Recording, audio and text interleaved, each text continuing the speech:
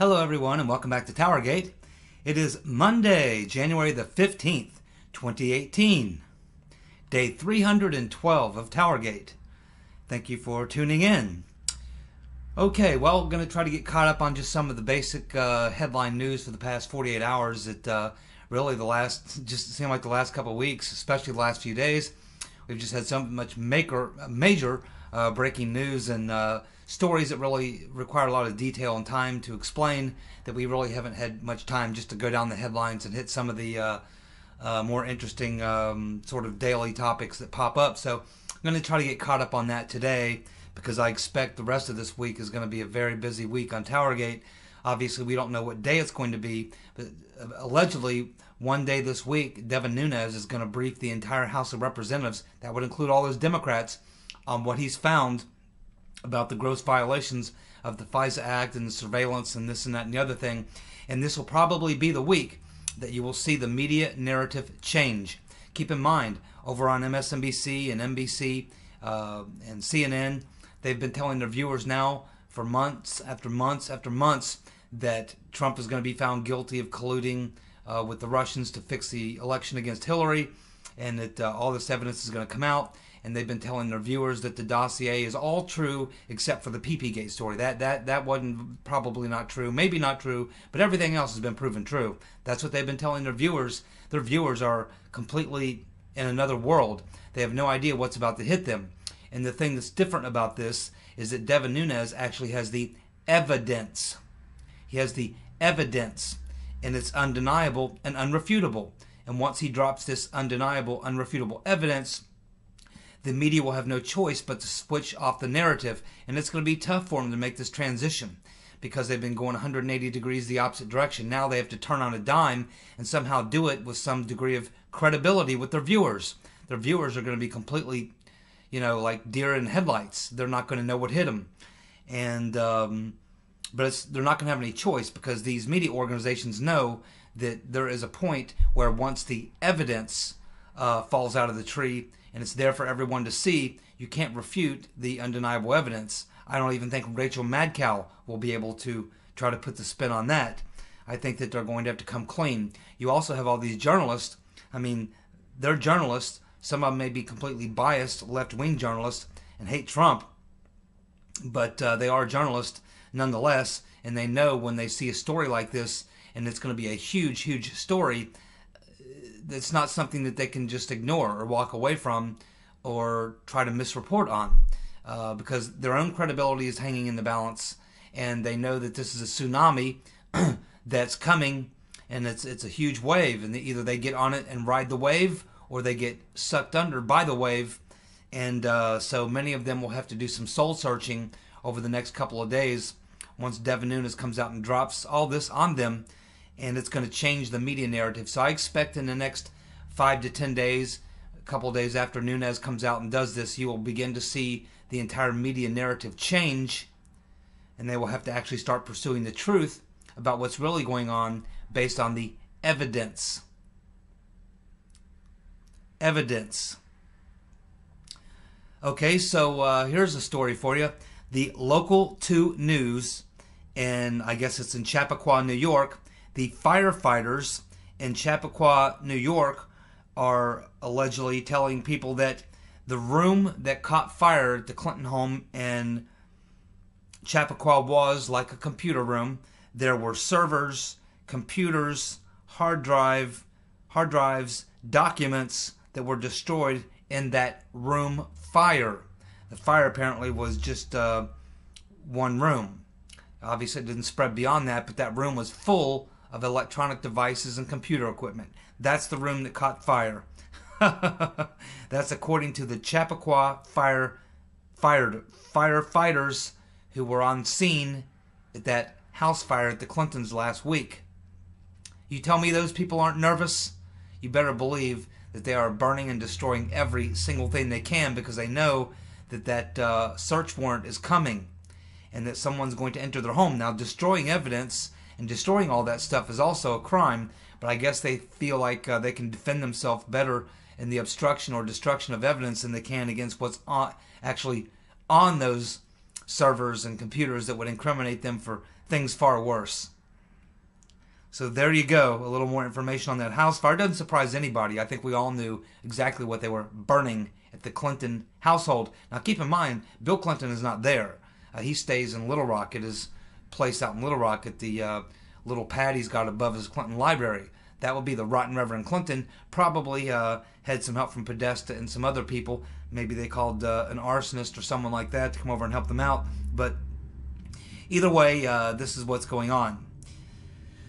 Okay, well, we have the Mad Maxine Waters. We haven't talked about her in a while.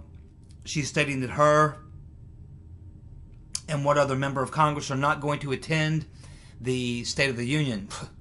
Well, that's no big surprise. I figured there would probably be 50 or so Democrats who would, and I'm sure there'll be more, who are not going to attend the State of the Union.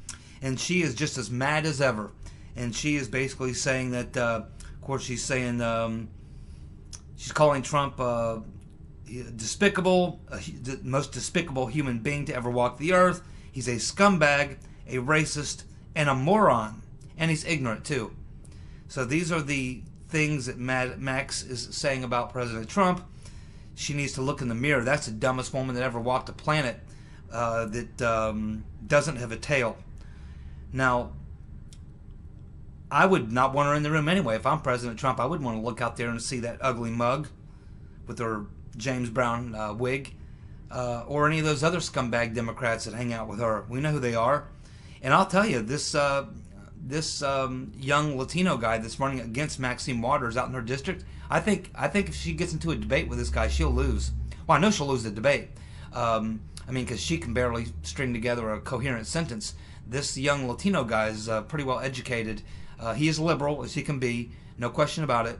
I think he's a fairly honest liberal. I mean, he actually believes this stuff. But if he gets into a debate with her, he will make her look like she's dumber than a shoebox, and which she is. It'll be interesting to see if when the campaign comes around, whether or not she even will have a debate with this guy. But he's got some groundswell. He's been working on this campaign now already for a while. He's got a little bit of name recognition, and I think even people that probably live in her district. I mean, her district is horrible. It's a very poor district. There's a lot of crime. You know, she hasn't done anything for that district. Hasn't done anything good for them at all. And this young guy that's running against her, I think, is going to give her a very good run for her money. And Mad Maxine Waters is another one who's been involved in a lot of very shady dealings. Her husband was a part owner or a board member of one of the banks that had to get bailed out, and there was a bunch of shady deals done there.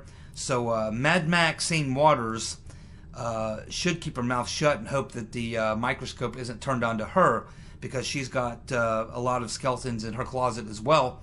But we'll keep watching Mad Maxine. I'm just waiting for her head to explode at some point, or for them to take her away in a straitjacket, and she's not far from that. Next, we have John Podesta, who is now himself under a new microscope, because, of course, we learned a while back, and now people are actually starting to pay attention to it, that he met with Glenn Simpson of Confusion GPS right after the election. Now, keep in mind, when he was being interviewed behind closed doors in his closed session with his attorney, Mark Elias,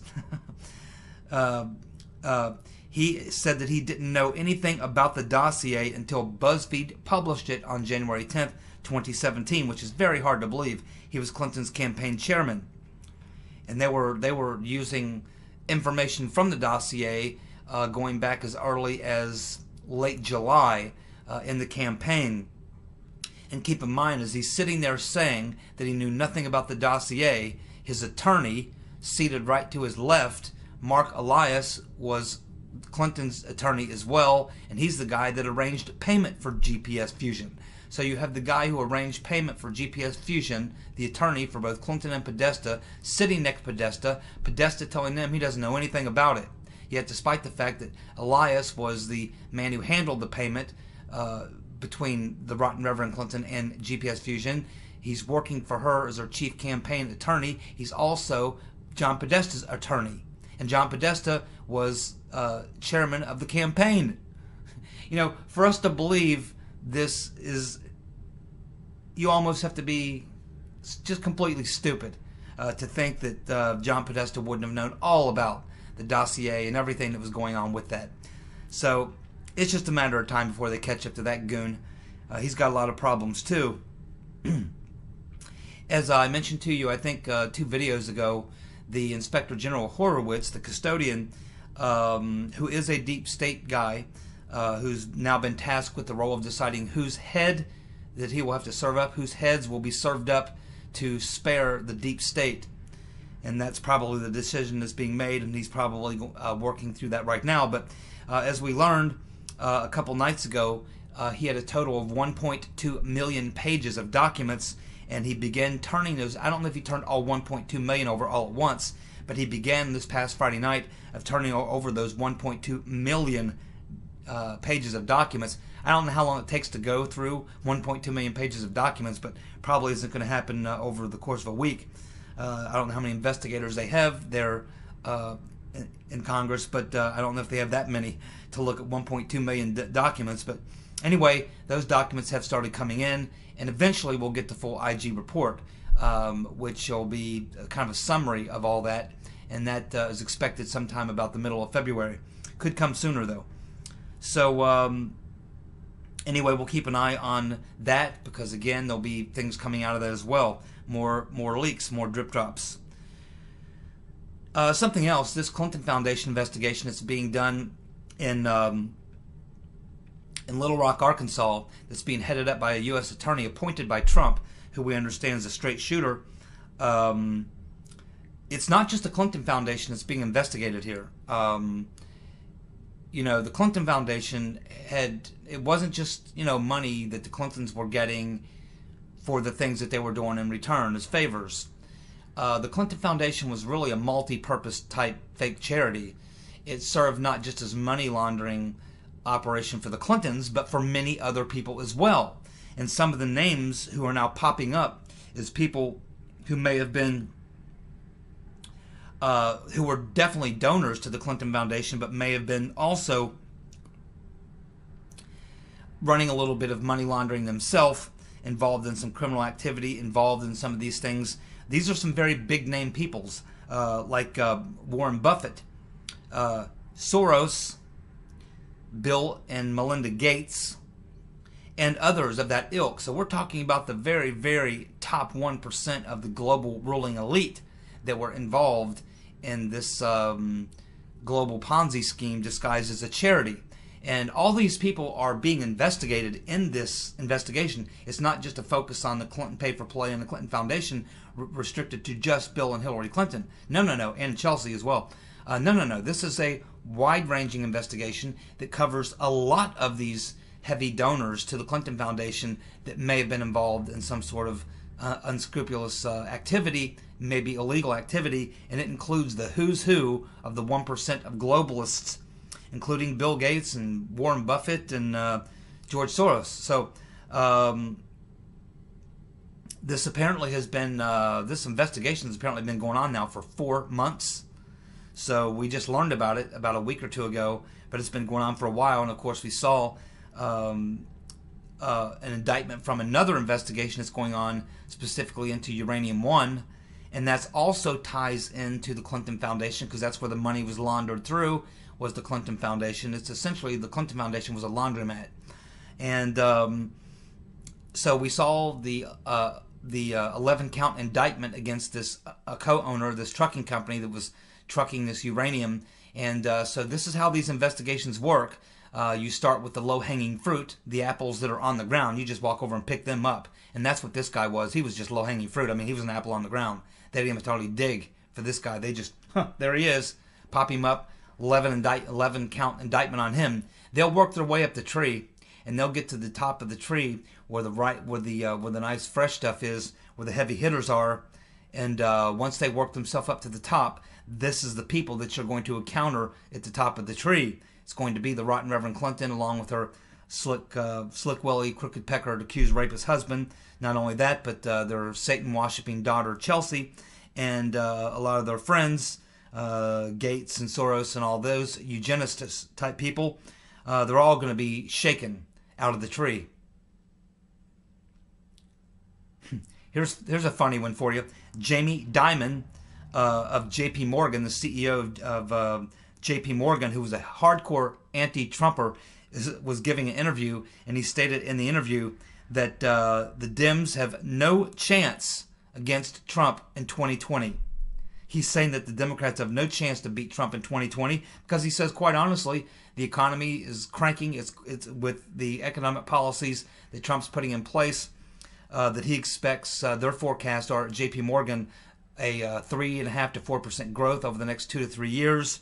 Lots of job creation, and according to Jamie Dimon, these are the critical factors that people vote on, and he says he sees no way that the Democrats beat Trump in 2020 just based purely on the economic forecast of the real pro forecasters they have at JP Morgan, who are able to look 2-3 years down the road and see what policy that's being implemented now is going to produce in 2 to 3 years to follow. And according to Jamie Dimon at JP Morgan, their forecasters believe that there's going to be really good economic numbers for the next at least 2 to 3 years, and that's going to result in a great economy. And he says that's the thing that generally tips elections, and he thinks that the Democrats have zero chance. That's coming from Jamie Dimon, the hardcore anti-Trumper. Of course, we have Chelsea Manning running for Congress, or running for the Senate, running for the Senate in Maryland. Yeah, I don't think that Chelsea Manning is going to win that Senate seat in Maryland. Excuse me. Maybe a seat in Congress in a real left-wing district, but I don't know. I don't know. It's really tough. Maybe even in Maryland in a real left-wing district, but man, it's kind of hard to win the Senate seat in Maryland when you're, a transgender, cross-dressing former, convict accused of, dropping military secrets onto WikiLeaks or whatever. Not that I was, I had no problem with what Chelsea Manning dumped. The way it was done, being in the military, I mean, you just can't do that.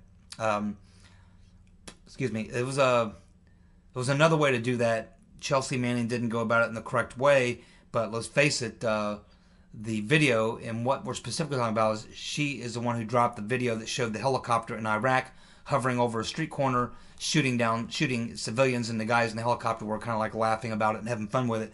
It wasn't a very good scene, and it really is what launched everything, targeted Chelsea Manning, and why she got such the harsh sentence.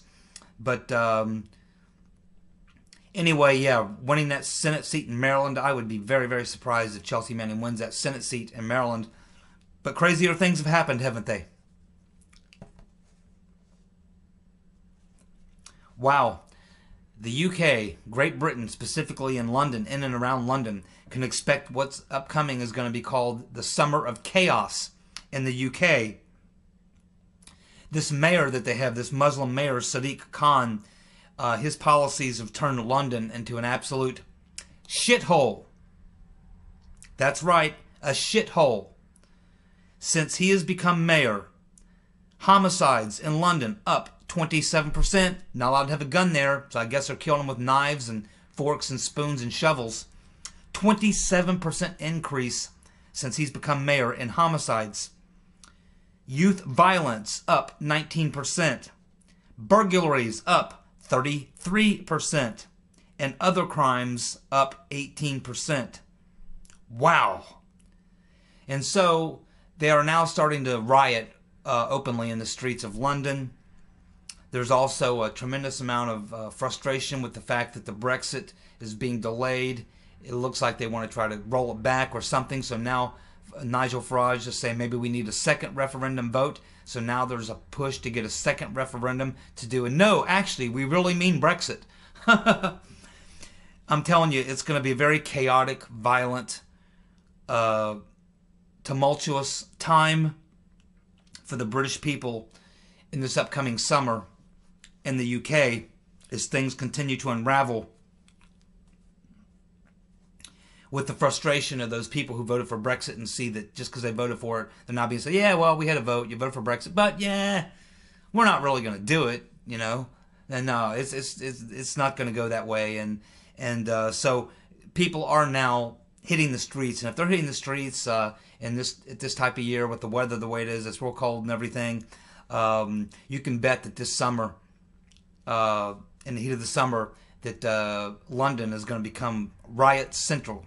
You're going to see massive, massive crowds of rioting.